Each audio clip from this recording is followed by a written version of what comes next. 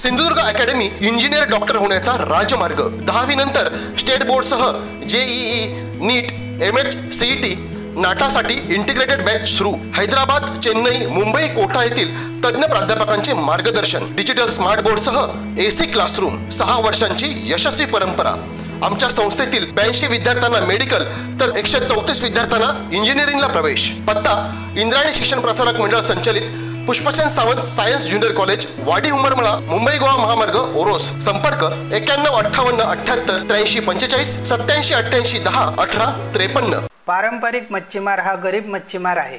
राज्याचे मत्स्य विकास धोरण ठरत असताना त्यांच्यावर कोणताही अन्याय होऊ नये याची काळजी घ्यावी।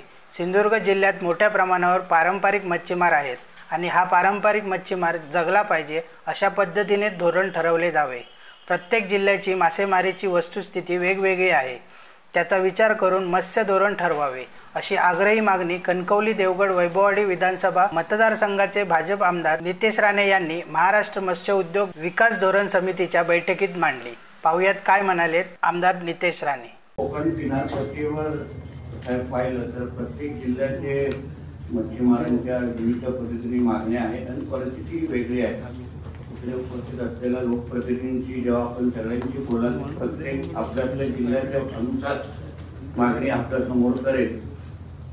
तर सिंधुदुर्ग असो, रत्नागिरी असो, या दोन्ही जिल्ह्याचे जर आपण पाहिलं तर आमच्या दोन्ही जिल्ह्याची परिस्थिती वेगळी आजूबाजूला असली तरी राणेसाहेब आता या दोन्ही जिल्ह्याचे खासदार पण आहेत। सिंधुदुर्ग जिल्ह्यामध्ये पारंपरिक मच्छीमारी फार मोठ्या प्रमाणामध्ये होते।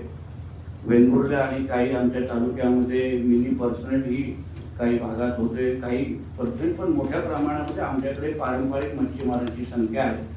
त्याच्या विरुद्ध परिस्थिती रत्नागिरी जिल्ह्यामध्ये आहे, तिथे परिस्थिती मच्छीमारी मोठ्या प्रमाणामध्ये होते आणि त्यामुळे हे धोरण ठरवत असताना त्या जिल्ह्याच्या मच्छीमारांना पारंपरिक असो, पर्सनल असो, मिनी पर्सनल असो, जे जे काय व्यवसाय लोक करतायत त्या धोरणाला आपण न्याय, या धोरणाच्या माध्यमातून त्यांना न्याय आपण कसं देणार? कारण का धोरण ठरत असताना प्रत्येक जिल्ह्यानिहाय जेव्हा ते धोरणाची अंमलबजावणी होईल तेव्हा मग त्या अंमलबजावणी करत असताना तिकडच्या मच्छीमारांवर कुठल्याही परिस्थितीमध्ये अन्याय होता कामा नये हेही पाहिलं पाहिजे। कारण का पारंपरिक मच्छीमार हा गरीब मच्छीमार आहे आणि त्याला या पूर्ण ह्याच्यामध्ये जसं उदाहरण आमच्या मनीषाताई आहे, आम्ही सगळेजण आपण आवर्जून आपण पाहत असाल जेव्हा लक्षवेधी लागते तेव्हा आम्ही एलईडी मच्छीमारी असेल या विविध विषयावर आम्ही थोडा आक्रमक होतो। कारण का सुधीर भाऊ त्याची परिस्थिती ग्राउंडवर तशीच आहे आणि त्या पद्धतीने वारंवार मी गेला तसं तुम्हाला त्याही दिवशी मी सभागृहामध्ये सांगितलं गेली 10 वर्ष लोकप्रतिनिधी असताना मला नाही वाटत असं कुठलंही अधिवेशन राहिलं असेल जेव्हा मी याबद्दल बोललो नसेल। पण कारवाई होते, पण कारवाई जेव्हा सिंधुदुर्ग जिल्ह्यापुरतं बोलतो, पण कारवाई जेव्हा पारंपरिक मच्छीमारांच्या म्हणजे हिताची होते आणि पर्सेंटवर होते आणि किंवा एलईडी मच्छीमारीवर होते, पण ते फाईन जे लावले जातात ते एवढे तुटपुंजे असतात की त्यांना अवघे 2-3 लाख देणं हे काही मोठा विषय त्यांच्यासाठी नसतो।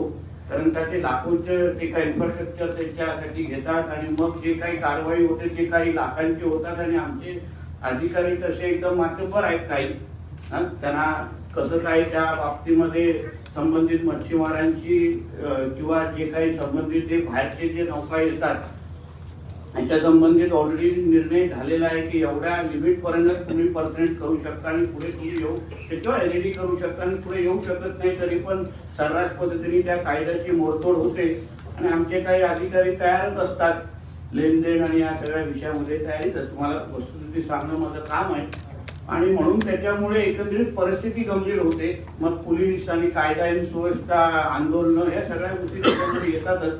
म्हणून धोरण ठरत असताना या सगळ्या गोष्टीचा विचार करून प्रत्येक जिल्ह्याची परिस्थितीचा विचार करून अगर आपण धोरण ठरवलं तरच आपण मच्छीमारांना न्याय देऊ शकतो। नाहीतर कुठे पर्सनलच्या बाजूने अगर धोरण ठरलं तर पारंपरिक मच्छीमारांना वर अन्याय होईल। म्हणून या सगळ्या गोष्टींची परिस्थितीचा अंदाज घेऊन मला असं वाटतं आपण धोरण ठरवावं आणि आपण पुढे केलं। ताज्या अपडेट्स आणि ताज्या बातम्यांसाठी आजच सबस्क्राईब करा आपला Sindhudurg digital news channel. Like करा, शेअर करा, कमेंट करा आणि महत्त्वाचं म्हणजे बेल आयकॉनला क्लिक करायला विसरू नका।